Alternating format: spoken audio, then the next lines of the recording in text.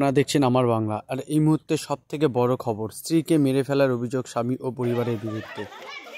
ঘটনাকে কেন্দ্র করে ব্যাপক চাঞ্চল্য পানিহাটি স্টেট জেনারেল হসপিটালে। মৃতার পরিবারের অভিযোগ, 6 বছর আগে তাদের বিয়ে হয়। বিয়ের পর থেকেই পরিবারে মেয়ের উপর অত্যাচার করে। দিন মৃতার শ্বশুরবাড়ি থেকে ফোন আসে, মৃতার শারীরিক অবস্থা ভালো নেই, থেকে পানিহাটি স্টেট জেনারেল হসপিটালে ভর্তি করা হয়। এরপরই হসপিটাল চত্বরে শুরু হয় ধুন্ধুমার। ঘটনাস্থলে ঘোলা থানার পুলিশ আটক করে মৃতার শ্বশুরবাড়ির লোকজনকে।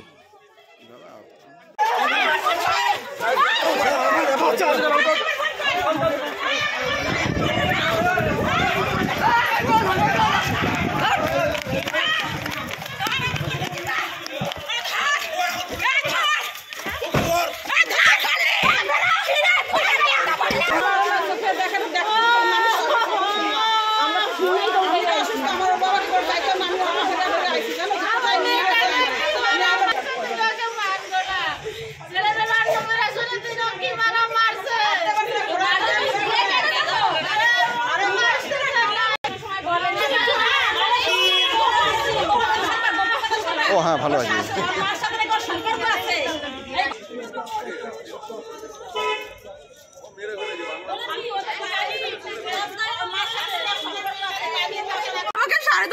সাড়ে 11টা নাগাদ মনে হয় ফোন করে বলছে তোর দিদির কিছু একটা হয়েছে, তাড়াতাড়ি করে তোরা হসপিটালে চলে আয়। আমি হসপিটালে এসে দেখছি ওরা ওকে টোটো থেকে নামাচ্ছে, তখনও নেই। ডাক্তাররা বললো 1.5 ঘন্টা আগে নাকি ও মারা গেছে। 1.5 ঘন্টা ওর বোন নাকি বলছে ঘরে নাকি দরজা বন্ধ করা ছিল, আর বলছি নাকি ওর বাথরুমে ছিল। একটা মানুষ 1.5 ঘন্টা ধরে ঘরের মধ্যে মরে পড়ে থাকে, ওরা কেউ টের পায় না। তা শরীরে কোনো আঘাতের চিহ্ন আছে দেখেছো? না, খেয়াল করা হয়নি। ডাক্তার বলেছে পোস্টমর্টম রিপোর্ট আসলে সব জানা যাবে কি হয়েছে। কেন মারলো কি মনে হচ্ছে? ওরা ছোটখাটো বিষয় নিয়ে ওর উপর মারধর করতো, আর ওর শাশুড়ি শ্বশুর ওরা যে দেখে ওদেরকে থামাবে বা ওদের ঝগড়ার চেষ্টা করবে, বন্ধ করা কখনো করে না। আর ওর শাশুড়ি একবার ঝগড়ার মাঝখানে বলেছে কোনোদিন তোদেরকে শান্তি করে সংসার করতে দেবো না। তো কার বিরুদ্ধে মূলত তোমাদের অভিযোগ? ওর শ্বশুর বাড়ির সবাই একই রকম, কিন্তু মারধর করতো ওর বর। সবাই ওরা একরকম, ওরা মার খেতে দেখলেও চুপ করে থাকে, অশান্তি হতে দেখলেও চুপ করে থাকে। কতদিন আগে বিয়ে হয়েছিল তোমার দাদা? 5 বছর। বাচ্চা আছে? হ্যাঁ, ছোট বাচ্চা আছে 4.5 বছরের। কি চাইছো এখন?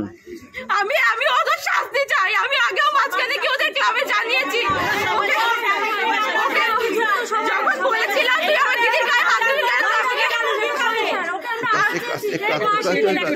আমি গিয়ে ঝগড়া করেছিলাম। যখন চেঁচামেচি করেছি তখন ওর বর বলছে তুই যা করার করে নে, দেখি তুই কি করতে পারিস, তো যা করার কর, এই কথা বলেছে ওর বর।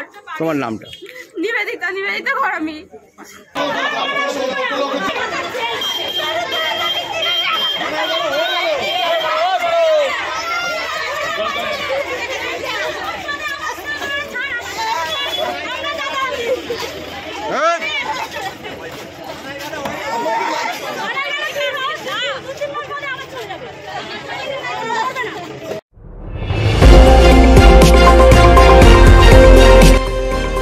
আমার বাংলা, সঙ্গে থাকুন, সঙ্গে রাখুন। আমার বাংলা।